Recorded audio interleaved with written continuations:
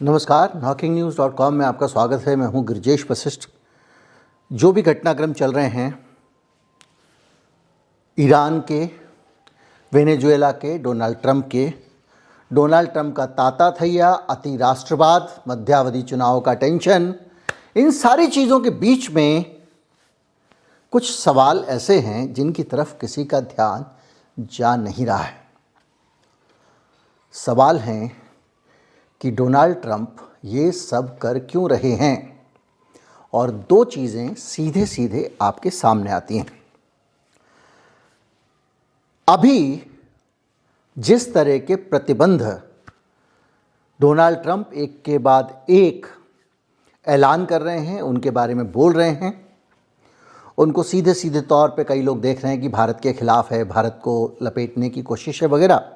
दूसरा, ईरान को परेशान करने, ईरान पे दबाव बनाने की कोशिश है। कभी कहा जाता है कि वेनेजुएला को उस तरह से हथियाने की कोशिश है। हम उन सभी पर्सपेक्ट पे डीप व्याख्या कर चुके हैं और ये भी जान चुके हैं। अब देखिए, मैंने आपको बताया था पहले, अब एक्सॉन कंपनी जो है उसने हाथ खड़ा कर दिया।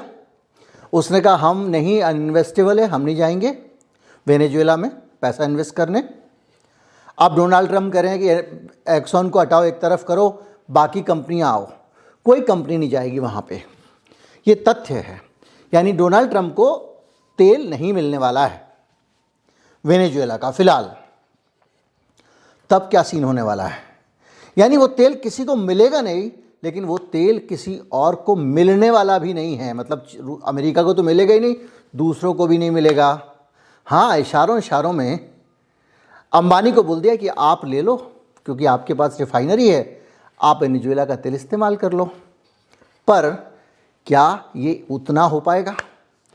इस पूरी चर्चा को अगर यहाँ से हम एक दूसरे डायरेक्शन में ले जाएं और थोड़ा समझें और ठंडे दिमाग से सोचें, तो सबसे ज़्यादा फ़ायदे में इस पूरे टेंशन से कौन होने वाला है, सबसे ज़्यादा हित में ये किसके जाने वाला है। पहले एक छोटा सा सीक्वेंस समझते हैं, घटनाक्रम को समझते हैं, और पूरा भरोसा है कि डोनाल्ड ट्रंप ने इसको समझा भी होगा, सोचा भी होगा और प्लान भी किया होगा। और डोनाल्ड ट्रंप ऐसा क्यों करना चाहेंगे, इसके पीछे भी मेरे पास एक बहुत सारी बैकग्राउंड है जिसको हम डिस्कस करेंगे। डोनाल्ड ट्रंप भारत को रूसी तेल की सप्लाई रोक देते हैं। टैरिफ की धमकी, अब 500% टैरिफ की और धमकी, यानी 500 और ईरान के ऊपर 25% की धमकी, यानी भारत पे आ गया 575% का दबाव। तो इन सारे दबावों से पहले आपने क्या किया? आपने रूस का तेल लेना बंद कर दिया। ईरान का भी आप नहीं ले सकते हैं। सीधी चीज़ें साफ हैं। यानी रूस का तेल अब रखा का रखा रह गया, ईरान का तेल बंद हो गया, वेनेजुएला का तेल भी उसने दुनिया के लिए बंद कर दिया। अब इस पूरी सिचुएशन में सीन क्या बन रहा है? हमसे कहा गया कि हम रूस से तेल खरीदते हैं, तो वो उस तेल से वॉर की फंडिंग होती है, उस पैसे का फ़ायदा रूस को मिलता है और रूस उस पैसे से यूक्रेन के खिलाफ लड़ाई लड़ रहा है। पूरी दुनिया में यही क्या क्या आइडिया बेच दिया डोनाल्ड ट्रंप ने।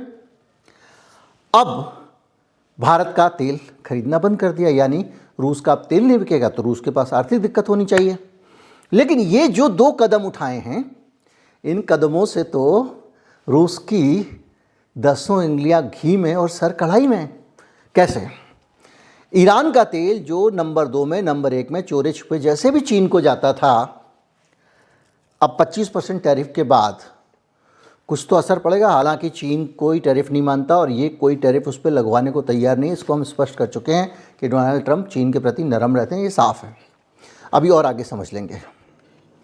वेनेजुएला का तेल भी चीन को जाता था, जो बंद हो गया, क्योंकि अब उसके तेल के संसाधनों पे जब ये कब्जा कर लेंगे, उसकी तेल कंपनियों पे दबाव होगा। हालांकि अभी डोनाल्ड ट्रंप ने उसके राजा को किडनैप कर लिया, वहाँ अंदर उस तरह घुसपैठ नहीं बना पाए, ऐसे दूर से डाल रहे हैं अपना ट्रुथ सोशल पे। तो एक वैक्यूम पैदा होगा। चीन की जो ज़रूरत है तेल की, उसमें वेनेजुएला का तेल कम हो जाएगा, उसमें ईरान का तेल कम हो जाएगा।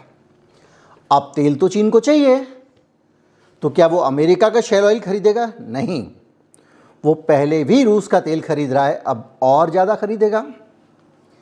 रूस का तेल डिस्काउंटेड तेल है, रूस अपने तेल पे खूब सारी छूट देता है ताकि लोग उसका तेल खरीदें। अब आप सिनेरियो समझिए, रूस को भारत से तेल ना खरीदने के कारण जो नुकसान हुआ था उससे डबल की भरपाई उसकी चीन से हो गई है, क्योंकि चीन को रूस तेल बेचता है और चीन उससे तेल खरीदता है। दोनों कहते हैं जो बिगाड़ना बिगाड़ लो। अब इस सिनेरियो में देखिए आप, रूस की तेल की सप्लाई चीन को बहुत ज़्यादा हो गई, यानी चीन को भरपूर सस्ता तेल मिल रहा है, डिस्काउंटेड तेल। रूस के और चीन के जो अपने रिजर्व हैं, मैंने आपको बताया, तो जो शैल ऑयल के रिजर्व हैं जिससे अमेरिका आत्मनिर्भर बना, वो चीन के पास अमेरिका से भी 35% ज़्यादा हैं। उन कुओं को वो खोदता ही नहीं, एक तरफ रख के छोड़ा हुआ उसने, सस्ता तेल बटोर रहा है। तो एक तरफ तो रूस का तेल बिकने लग गया, जो भारत की तरफ से कमी आई थी उसकी भरपाई हो गई, उसका दरादन तेल बिकेगा। और चीन को फ़ायदा ये हो गया कि उसको सस्ता और डिस्काउंटेड तेल मिलने वाला है, यानी दोनों की मौज ही मौज। और डोनाल्ड ट्रंप इन दोनों का फ़ायदा क्यों करना चाहेंगे, और ये फ़ायदा डोनाल्ड ट्रंप क्यों करवा रहे हैं, ये एक सवाल आपके मन में आएगा और मेरे दिमाग में भी है। तो इस सवाल को समझने के लिए हम थोड़ा सा अमेरिका चलते हैं, फिर वापस आ जाएंगे। अमेरिका में जब डोनाल्ड ट्रंप आए तो मैंने आपको बताया था कि एक पूरा का पूरा सिस्टम चेंज हो चुका है। वहाँ पेलेंटीर जो है और पीटर टील जो हैं और तमाम सारा जो जेफ बेजोस हैं, और ये पूरा एक गैंग है मार्क जुकरबर्ग वाला, जिसमें कभी इन कभी आउट एलन मस्क होते रहते हैं। ये सारे के सारा एक नया वर्ल्ड ऑर्डर बन गया, और अमेरिका में हुकूमत चलाने वाला जो पुराना गैंग था, जिसको न्यू वर्ल्ड ऑर्डर गैंग कहते थे, जिसमें बिल गेट्स वगैरह बहुत सारे लोग थे, वो पिक्चर से बाहर हो गए। अब एक नया पूरा का पूरा गिरोह कहें, गैंग कहें, दोस्तों का समूह कहें या नियंत्रक समूह कहें, वो अमेरिका को चला रहा है। एप्स्टीन फाइल कभी नहीं आएगी, टेंशन मत लो। और वो एप्स्टीन फाइल वाला पैंतरा दूसरे गुट का पैंतरा था, इनको कमज़ोर करने का, लेकिन डोनाल्ड ट्रंप ने उसको मैनेज कर लिया, वो बाहर ही नहीं आने देगा। अभी जो आ रही हैं वो सब पोते पोत के काले काला पेज आ रहा है। खैर, अब हम ये समझते हैं कि क्यों इस मामले में हम डोनाल्ड ट्रंप पे शक कर रहे हैं। याद कीजिए 2016 में जब डोनाल्ड ट्रंप चुनाव लड़ रहे थे तो एक आरोप बहुत उछला था, और आरोप उछला ही नहीं था, इस आरोप की जांच भी हुई अमेरिका में। ये अलग बात है कि ट्रंप का लाने के बाद अब उनको क्लीन चिट मिल गई है, लेकिन उस वक़्त की जो अमेरिका की एजेंसियां थीं, FBI, CIA वगैरह, उन्होंने साफ साफ कहा था कि डोनाल्ड ट्रंप को चुनाव जिताने के लिए रूस पीछे से काम कर रहा है, रूस अमेरिका के चुनाव में दखल कर रहा है। उसने साइबर ऑपरेशन चलाए, सोशल मीडिया कैंपेन चलाए और लीक किए, जिससे ट्रंप को फ़ायदा हो। CIA, NSA, FBI की संयुक्त रिपोर्ट आई बाद में, और उसमें ये कहा गया कि रूस ने चुनावी माहौल को प्रभावित करने की कोशिश की। सीधे शब्दों में ट्रंप को राष्ट्रपति बनाने के लिए खेल किया। सोशल मीडिया पे फर्जी अकाउंट बनाए, विज्ञापन और डिवाइड करने वाला कंटेंट चलाया गया। डिवाइड करने वाला कंटेंट, जब किसी समाज को डिवाइड किया जाता है तो उसका फ़ायदा एक पावर को मिलता है। हम भारत में भी देख चुके हैं, फेसबुक का रोल इस तरह का रहा है। खैर, और इसमें यह था कि ट्रंप ने सीधे रूस से मिलकर चुनाव जीता, ये एक आरोप लग रहा था, और रूस ने उनके चुनाव में हस्तक्षेप किया। लेकिन इतने भर पे काम नहीं चल रहा था।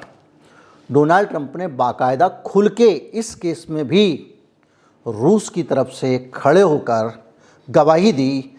2018 का हेलसिंकी समिट अमेरिका के इतिहास में हमेशा के लिए दर्ज हो जाएगा। उसने कहा कि अमेरिका की इंटेलिजेंस एजेंसियों की बात पे मुझे भरोसा नहीं है, और पुतिन जो कह रहा है वो सही है, और उन्होंने हमारे चुनाव में हस्तक्षेप नहीं किया।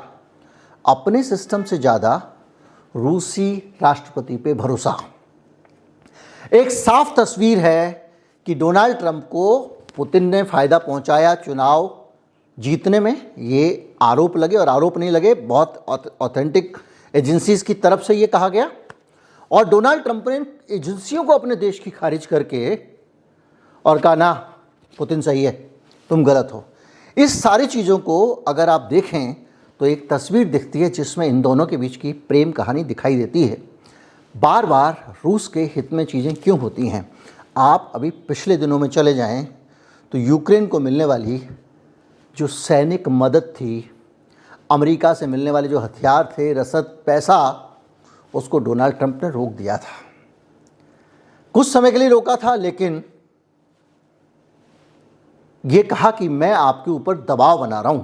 तो इन्होंने यूक्रेन के जेलेंस्की पे दबाव डाला कि बाइडेन का जो परिवार है, उसका जो बेटा है हंटर बाइडेन, उसने जो घोटाले किए हैं उसकी जांच करे और हंटर परिवार, जो बाइडेन परिवार है, हंटर बाइडेन है, उसको फंसाने का काम करे। मैं आपको बता चुका हूं कि ये हंटर बाइडेन वाला खेल क्या था और कैसे रूस और जेलेंस्की के युद्ध में उसकी भूमिका रही है। बहरहाल इस दबाव के नाम पर यूक्रेन की सहायता बंद कर दी, उस यूक्रेन की जो रूस से लगातार युद्ध में था।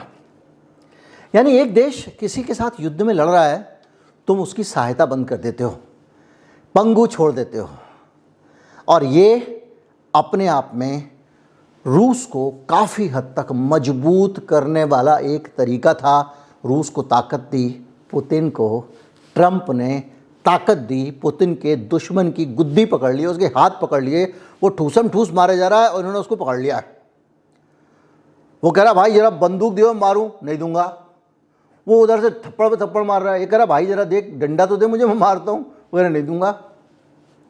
इस तरह से इन्होंने जम के उन दिनों में यूक्रेन को रूस के हाथों पिटवाया, और काफ़ी हिस्सा अगर आप डिटेल्स में जाएंगे तो आपका जेलेंस्की ने गंवाया उस बीच में।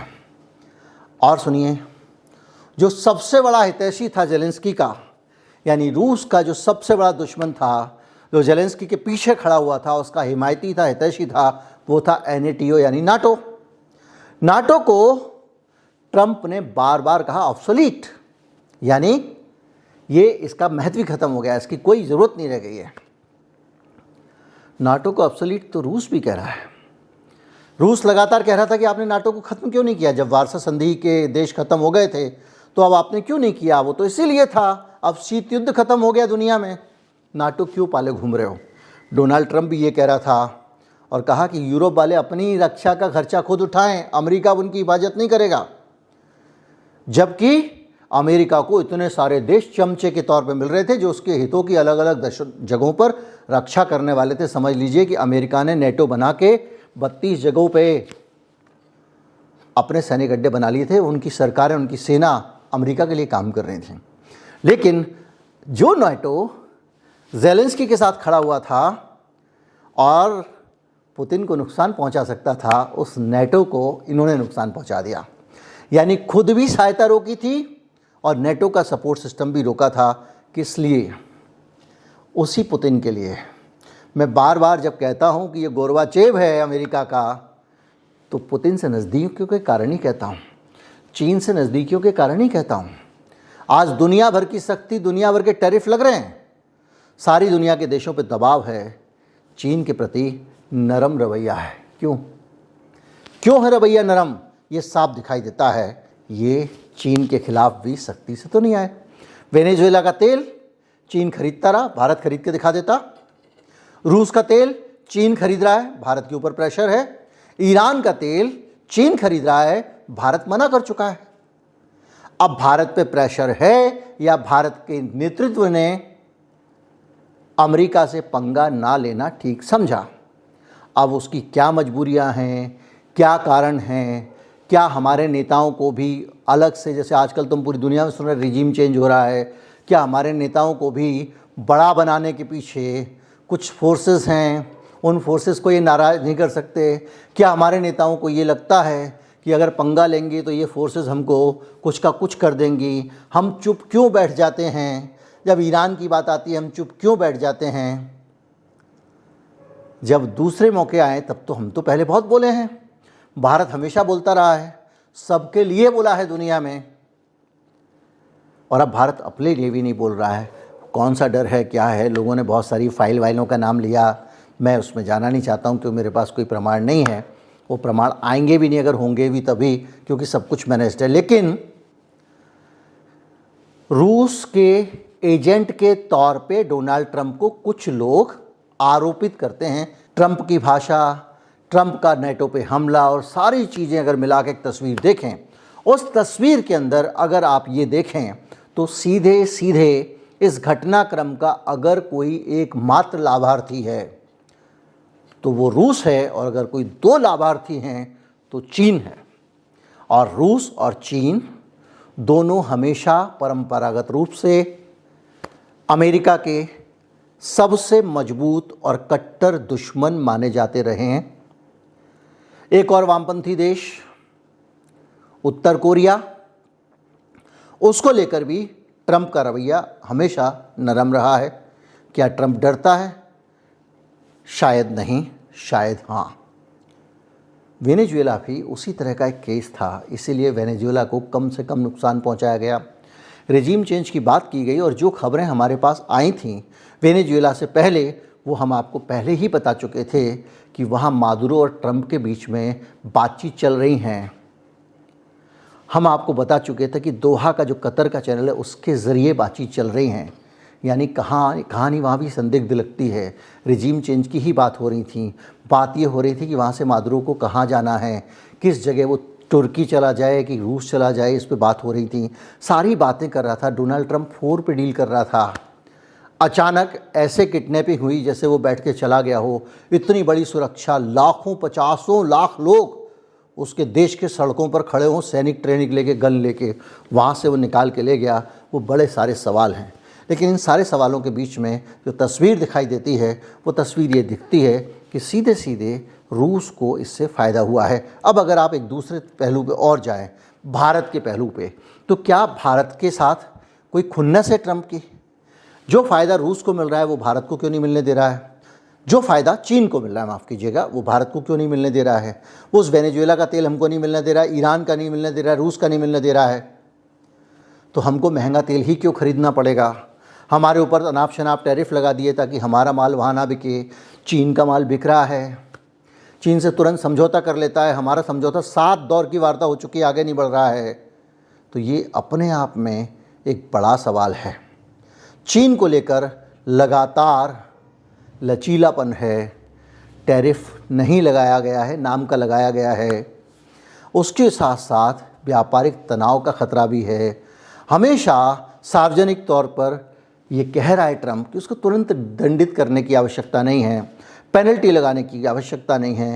यानी सारी चीज़ें देखें तो अमेरिकी अधिकारियों ने सुझाव दिया था कि चीन पे 50 से 100% टैरिफ लगा दो। ट्रंप से नहीं लगाया गया, हिम्मत नहीं हुई। तो सीन जो है वो साफ दिखाई दे रहा है कि डोनाल्ड ट्रंप, ये बड़ा सवाल है, क्या डोनाल्ड ट्रंप रूस और चीन के हाथों में खेल रहा है? खैर, बातें बढ़ती जा रही हैं और लंबा होता जा रहा वीडियो। तो कुल मिला के ये मुझे साफ दिखाई देता है कि डोनाल्ड ट्रंप के ये सारे फैसले, भले ही इनके पीछे कितनी भी कहानी, कोई भी कहानी हो, भले ये खेल रहे हों, और ये अकेले नहीं खेलते हैं, वेस्टर्न मीडिया अपने हिसाब से खेलता है। एक एक आदमी को तो ट्रंप बोलते नहीं है ये करो वो करो।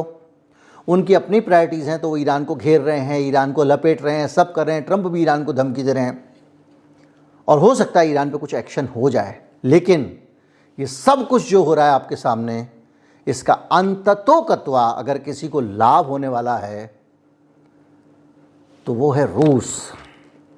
उधर देख लीजिए, यूरोप के साथ में पंगा होना शुरू हो गया वेनेजुएला वाले मामले पे, और आपका जो है ग्रीनलैंड के मामले पे। अब वो ट्रंप के साथ में दूरी बढ़ रही है। किन की दूरी? वही जो यूक्रेन के साथी थे। कुल मिला के ये कहानी जो है इसमें बहुत खिचड़ी है, बहुत गिचपिच है, और जो मैं बीन पाया हूँ उसमें ये दाल और ये चावल दिखाई देता है। नमस्कार, जय हिंद।